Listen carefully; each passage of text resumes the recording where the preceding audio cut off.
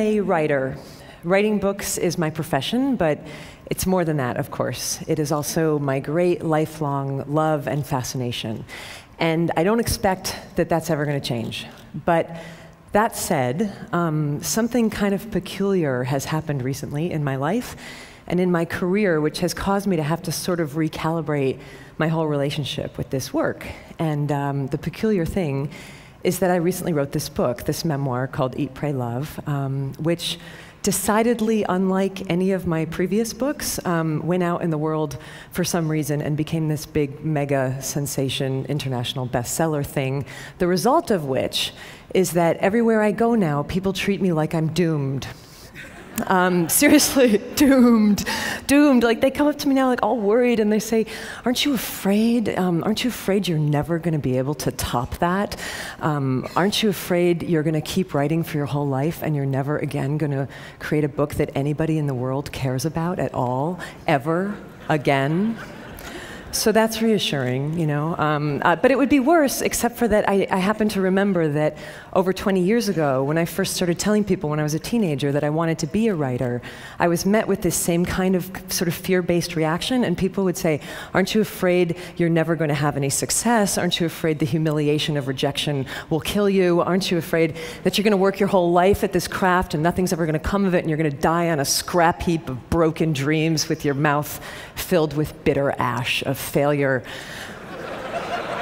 Like that, you know? And the answer, short answer to all those questions is yes. Yes, I'm afraid of all those things. And I always have been, and I'm afraid of many, many more things besides that, you know, people can't even guess at, like seaweed and other things that are scary. But when it comes to writing, the thing that I've been sort of thinking about lately and wondering about lately is why, you know? Is it rational?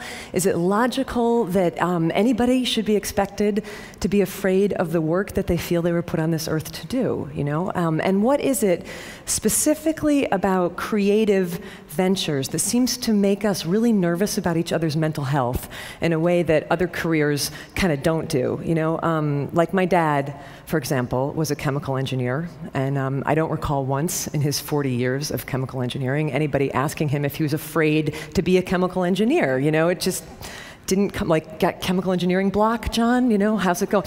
And it just didn't come up like that, you know? But to be fair, right, chemical engineers as a group, you know, haven't really earned a reputation over the centuries for being alcoholic manic depressives, and we writers, you know, we kind of do have that reputation. And not just writers, but creative people across all genres, it seems, have this reputation for being enormously mentally unstable. And, you know, all you have to do is look at the very grim death count in the 20th century alone of really magnificent creative minds who died young and often at their own hands, you know. And even the ones who didn't literally commit suicide seem to be really undone by their gifts, you know. Norman Mailer, just before he died, last interview, he said, "Every one of my books has killed me a little more."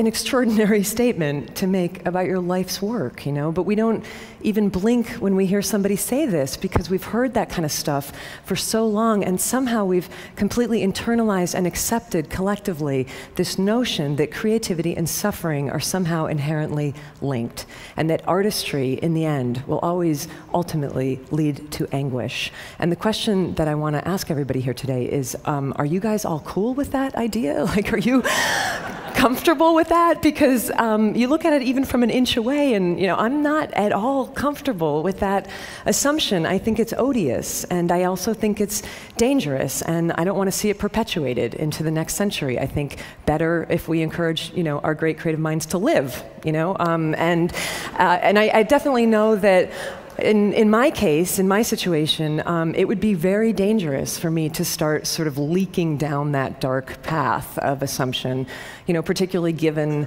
the circumstance that I'm in right now in my career, which is, you know, like, check it out. I'm pretty young. I'm only about 40 years old. I still have maybe another 4 decades of work left in me. And it's exceedingly likely that anything I write from this point forward is going to be judged by the world as the work that came after the freakish success of my last book, right? I should just put it bluntly, because we're all sort of friends here now, it's exceedingly likely that my greatest success is behind me. So Jesus, what a thought, like that's the kind of thought that could lead a person to start drinking gin at 9 o'clock in the morning. And I don't want to go there. I would prefer to keep doing this work that I love. And so the question becomes how, and so it seems to me upon a lot of reflection that the way that I have to work now in order to continue writing is that I have to create some sort of protective psychological construct, right? I have to sort of find some way to have a safe distance, between me as I am writing and my very natural anxiety about what the reaction to that writing is going to be from now on. And as I've been looking over the last year for like models for how to do that, I've been sort of looking across time, and I've been trying to find like other societies to see if they might have had better and saner ideas than we have about how to help creative people sort of manage the inherent emotional risks of creativity. And that search has led me to ancient Greece and ancient Rome. So stay with me, because it does circle around back. But ancient Greece and ancient Rome, people did not happen to believe that creativity came from human beings back then, okay? People believed that creativity was this divine attendant spirit that came to human beings from some distant and unknowable source for distant and unknowable reasons. The Greeks famously called these divine attendant spirits of creativity daemons. Socrates famously believed that he had a daemon who spoke wisdom to him from afar.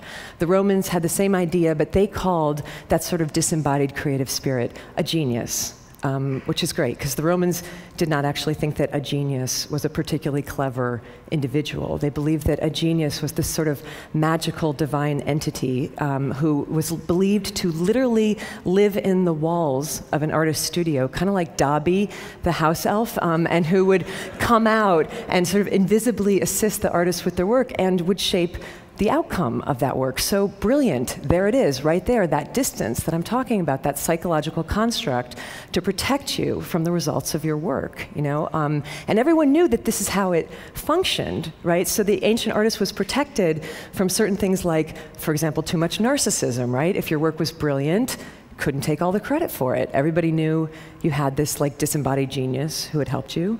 If your work bombed, not entirely your fault, Everyone knew your genius was kind of lame. And this is how people thought about creativity in the West for a really long time. And then the Renaissance came and everything changed, and we had this big idea, and the big idea was, let's put the individual human being at the center of the universe, right? Above all gods and mysteries, and there's no more room for like mystical creatures who take dictation from the divine. And it's the beginning of rational humanism, and people started to believe that creativity came completely from the self of the individual. And for the first time in history, you start to hear people referring to this or that artist as being a genius rather than having a genius. And I got to tell you, I think that was a huge error. I think that allowing somebody, like one mere person, to believe that he or she is like the vessel, like the font and the essence and the source of all divine, creative, unknowable, eternal mystery is just like a smidge too much responsibility to put on one fragile human psyche. It's like asking somebody to swallow the sun. It just completely warps and distorts egos, and it creates all these unmanageable expectations about performance. And I think the pressure of that has been killing off our artists for the last 500 years. And if this is true, and I think it is true, the question becomes, what now? Can we do this differently? Maybe go back to some more ancient understanding about the relationship between humans and the creative mystery. Maybe not, maybe we can't just erase 500 years of rational humanistic thought in one 18-minute speech.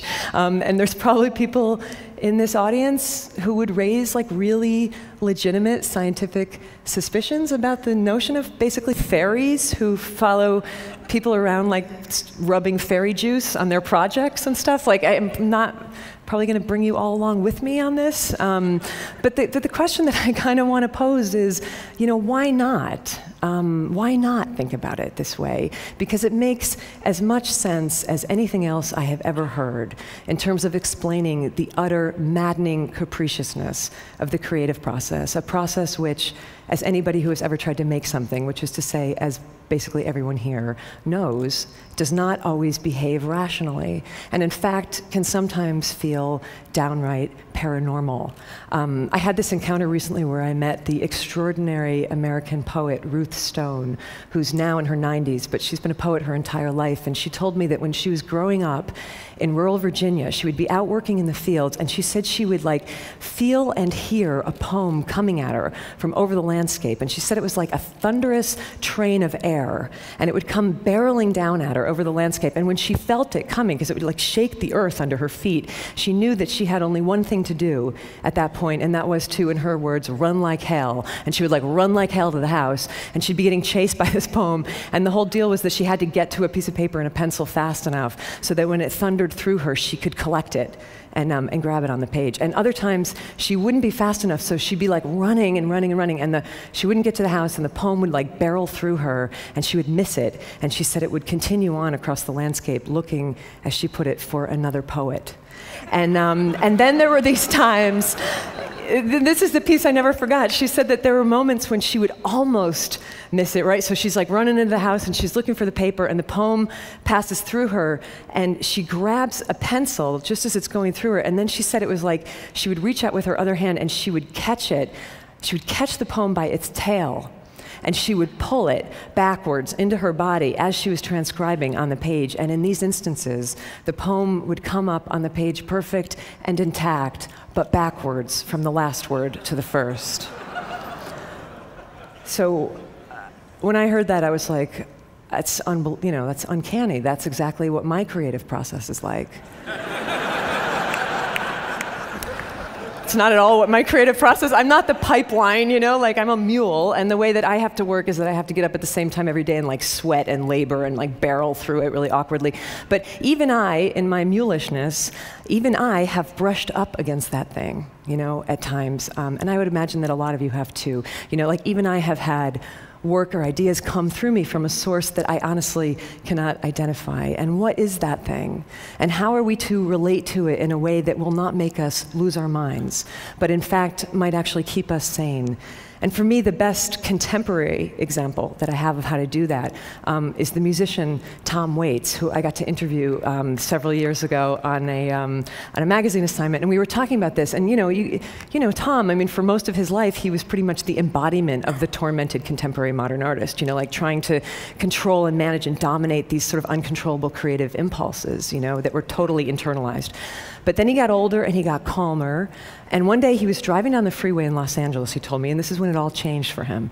And he's like speeding along, and all of a sudden he hears this little fragment of melody, that comes into his head, as inspiration often comes, elusive and tantalizing, and he wants it, it's gorgeous, and he longs for it, but he has no way to get it. He doesn't have a piece of paper, he doesn't have a pencil, he doesn't have a tape recorder, so he starts to feel all that old anxiety start to rise in him, like, I'm gonna lose this thing, and then I'm gonna be haunted by this song forever, and I'm not good enough, and I can't do it. And instead of panicking, he just stopped that whole mental process, and he did something completely novel. He just looked up at the sky and he said, "Excuse me, can you not see that I'm driving? Do I look like I can write down a song right now? If you really want to exist, come back at a more opportune moment when I can take care of you. Otherwise, go bother somebody else today. Go bother Leonard Cohen, And his whole work process changed after that. Not the work. The work was still like oftentimes as dark as ever, but the process and the heavy anxiety around it was released when he took the genius out of him where it was causing nothing but trouble, and released it kind of back where it came from, and realized that this didn't have to be this internalized, tormented thing. It could be this peculiar, wondrous, bizarre collaboration, kind of conversation between Tom and the strange external thing that was not quite Tom.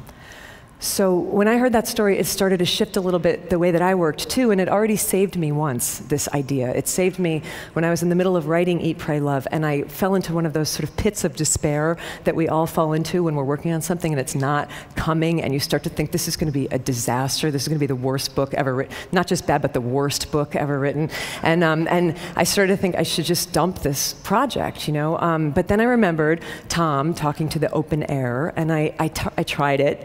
So I just lifted my face up from the manuscript and I directed my comments to an empty corner of the room, and I said aloud, listen, you thing, you and I both know that if this book isn't brilliant, that is not entirely my fault, right? Because you can see that I am putting everything I have into this. You know, I don't have any more than this. So if you want it to be better, then you got to show up and do your part of the deal, okay? But if you don't do that, you know what? The hell with it. I'm going to keep writing anyway because that's my job. And I would please like the record to reflect today that I showed up for my part of the job. Because, thank you. In the end, it's like this, okay? Centuries ago, in the deserts of North Africa, people used to gather for these moonlight dances of sacred dance and music that would go on for hours and hours until dawn. And they were always magnificent because the dancers were professionals and they were terrific, right? But every once in a while, very rarely, something would happen and one of these performers would actually become transcendent. And I know you know what I'm talking about because I know you've all seen at some point in your life a performance like this, you know? And it was like time would stop and the dancer would sort of step through some kind of portal, and he wasn't doing anything different than he had ever done, you know, 1,000 nights before, but everything would align, and all of a sudden he would no longer appear to be merely human. You know, he would be like lit from within and lit from below, and all like lit up on fire with divinity. And when this happened back then, people knew it for what it was, you know, they called it by its name. They would put their hands together and they would start to chant, Allah, Allah, Allah, God, God, God, that's God, you know? Curious historical footnote, when the Moors invaded southern Spain, they took this custom with them, and the pronunciation changed over the centuries from Allah, Allah, Allah to Ole, Ole, Ole, which you still hear in bullfights and in flamenco dances in Spain when a performer has done something impossible and magic. Allah, Ole, Ole, Allah, magnificent, bravo, incomprehensible, there it is, a glimpse of God. Which is great, because we need that. But the tricky bit comes the next morning, right, for the dancer himself, when he wakes up and discovers that it's Tuesday at 11 a.m. and he's no longer a glimpse of God. He's just an aging mortal with really bad knees, and you know, maybe he's never going to ascend to that height again, and maybe nobody will ever chant God's name again as he spins, and what is he then to do with the rest of his life? This is hard.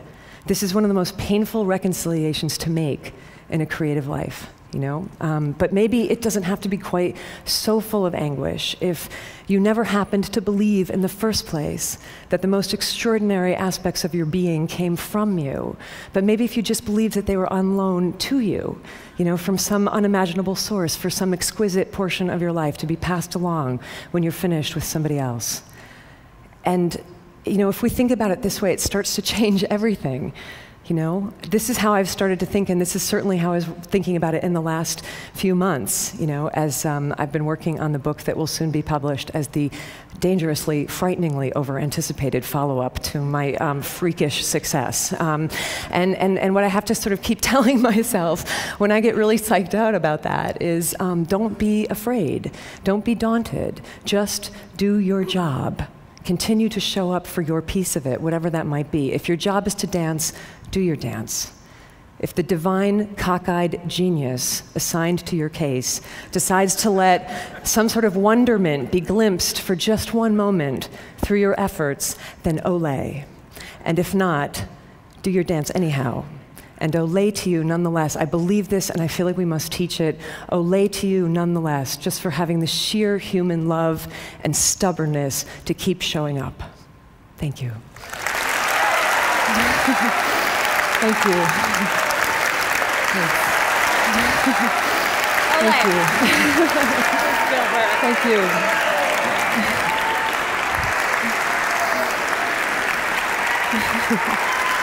Thank you.